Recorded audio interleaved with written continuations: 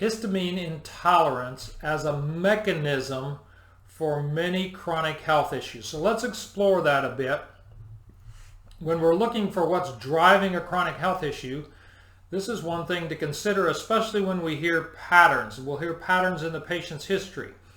Those patterns can not only be itchy eyes and stuffy nose and hives on the skin, but those patterns can relate to headaches and migraines, vertigo, insomnia and anxiety because histamine affects the nervous system. It can relate to lung issues with difficulty breathing, chronic coughs, asthma, throat clearing, postnasal drip, people that are just doing that thing all the time. We can have menstrual irregularities, missed periods, endometriosis, estrogen dominance. We can have a lot of muscle and joint pain because histamine is a chemical that in excess is going to irritate pain nerve endings. So that can contribute to fibromyalgia, muscle twitching. Of course, the skin issues, as we've mentioned, hives, flushing of the skin, itchy skin, excessive sudden sweating, swelling of the eyelids or other places. We can have cardiovascular issues with racing heart, palpitations, arrhythmias, low blood pressure, blood clots. And we can have gastrointestinal issues with nausea, diarrhea, stomach pain, bloating, acid reflux, colitis, and definitely food sensitivities and allergies. So when we start to see these things in patterns, like we're seeing here, a few things here, a few things there, a few things there, then we're thinking histamine intolerance as a mechanism. So what we will see here is that your body takes the amino acid histidine and makes histamine. And these are some of the nutrients that are involved in those pathways. So you see histidine goes from histidine to histamine, and then from histamine to methylhistamine, that's in the nervous system. It goes to another chemical in the gut. So a different enzyme for the gut versus the immune system, versus the nervous system, which I'm showing here. But histamine in the presence of B6, magnesium, zinc, essential fatty acids, and immune support can convert to histamine, and then histamine, to decrease it, needs B6, vitamin C, iron, B12, flavonoids like bioflavonoids, and essential fatty acids. So those are some of the nutrients that we might use in the process. Now we also might need to look at dietary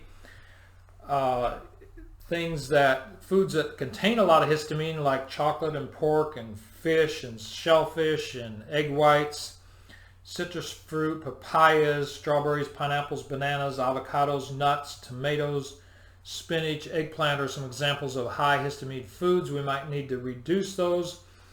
We might need to look at medications that are interfering with those two enzymes, HNMT, that's in the pathway I just showed you on the chart, and DAO, that's in the pathway in the gut.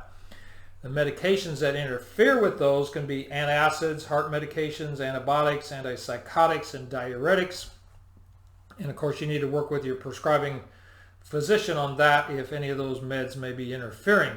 However, it's something to have knowledge about for sure. So those are some of the things that go on there. And then the mental, emotional stress side of things. Because remember, everything we do in our office is two sides of a coin. Mental, emotional stress that's affecting the brain, and then the metabolism. So we're always working with two sides of the coin.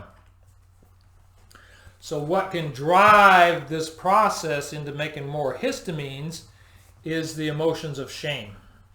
And those shame patterns can come early in life, maybe from how we're raised as a child or different things. We can have shame patterns that drive histamine production. And then we can have patterns also that drive it in terms of feeling flawed, broken, insignificant, shunned, picked on, embarrassed, abandoned. Somebody we were working with recently in relationship to histamine pathways, they had literally broken their arm and they felt broken in their life after that because it was a really severe break and they didn't want to get out and do as many activities and they stayed home from a lot of things. and didn't go out with friends as much and never went to an amusement park and things like that because they were reacting out of breaking this arm and literally feeling broken. So these kinds of emotions drive this pathway, and so with our Q&RT work, we will find these traumas, reset the brain on those, and then we will take a look at the histamine reflex points that show up, and then we will find nutrition to match that. And a lot of times we are using things like Allerplex in our office from Standard Process, or Livoplex from Standard Process, which helps the liver work better. Or we're using things like Allercord A or Allercord F from Energetics, which are homeopathics for environmental allergens or for food sensitivities. And so we're often using those products to help people get well. So histamine intolerance is a big issue. We could go on for 2 hours on a video about that, and there's so much to learn about this. So this isn't meant to cover everything, but it's meant to introduce you to the concept and talk about how we address it by addressing the brain and stress side of the coin and the metabolic side of the coin. And when we do so, people can metabolize these histamines better, and they can think more clearly, they can have more energy, their skin can do better.